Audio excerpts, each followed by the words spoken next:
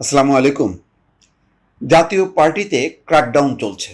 সেই ক্র্যাকডাউনে বেশ কিছু নেতা দল থেকে তাদেরকে বের করে দেওয়া হয়েছে, আবার নতুন দায়িত্ব দেওয়া হয়েছে। নতুন দায়িত্ব দেওয়াদের মধ্যে অন্যতম হচ্ছেন শামীম হায়দার পাটোয়ারি। তাকে জাতীয় পার্টির মহাসচিব করা হয়েছে।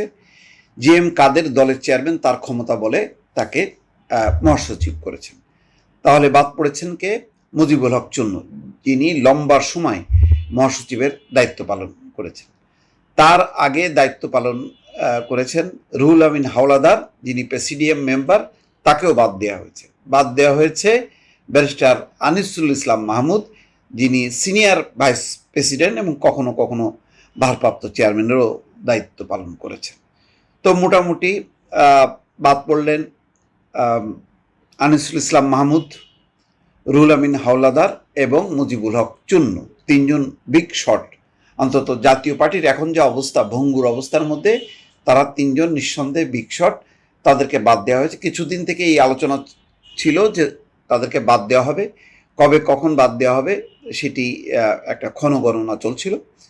তাদেরকে বাদ দেওয়া হলো। এই বাদ দেওয়ার মধ্য দিয়ে জি এম কাদের, তার নেতৃত্ব খুব সুসংহত হলো বা জাতীয় পার্টি শক্তিশালী হলো, এটা মনে করার কোনো কারণ নেই। দেখবেন যে এদের বদলে এমন সব অজানা অচেনা লোকজন এনে ওই প্রেসিডিয়াম মেম্বার দেওয়া হয়েছে যারা একেবারেই অপরিচিত। জাতীয় পার্টির হচ্ছে এখন চূড়ান্ত কি বলে পতনের দিকে ধাবিত হচ্ছে।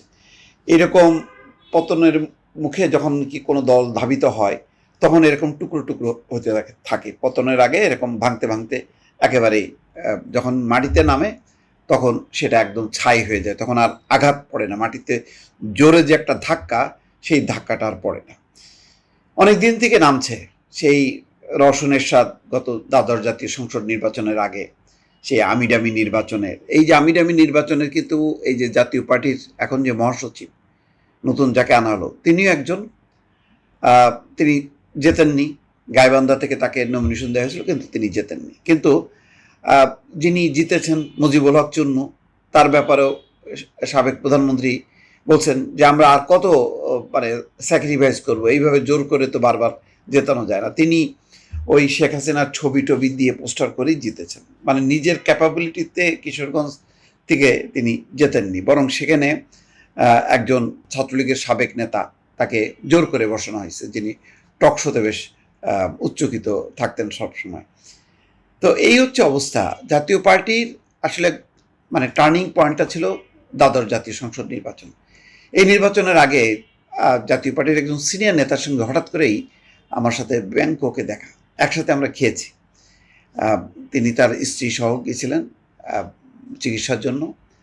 তো তখন আমি ওনাকে বলছিলাম যে ভাই, আপনারা কি এইবার কি মানে অন্য কিছু করবেন নাকি একই ধারা? না না না, আমরা এইবার এই সমস্ত ফাঁদে পা দেব না।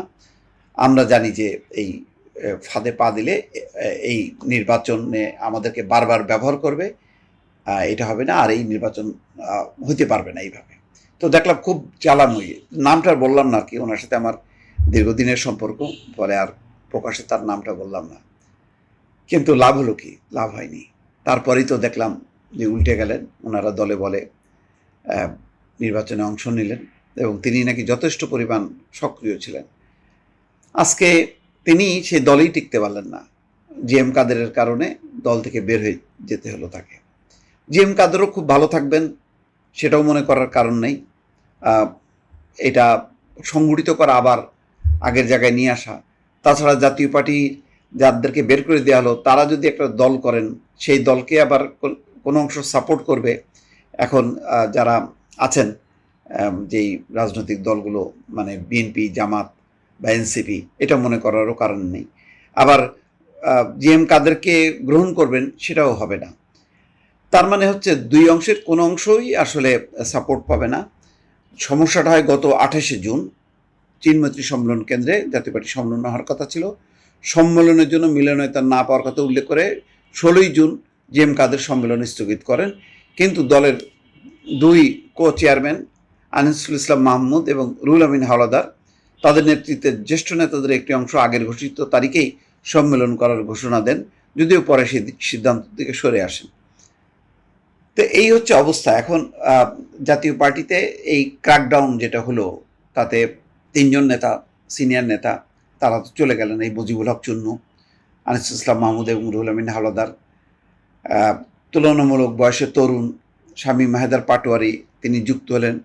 তিনি ভালো টকশোতে খুব ভালো সুন্দর কথাবার্তা বলেন, সংসদও বেশ মাতিয়ে রেখেছিলেন, সেই দিনের ভোট রাতে হওয়ার সংসদ। কিন্তু শেষ পর্যন্ত আলটিমেটলি তো জাতীয় পার্টি বলে কথা, তাদের দলগতভাবে কোনো ইমেজ নেই।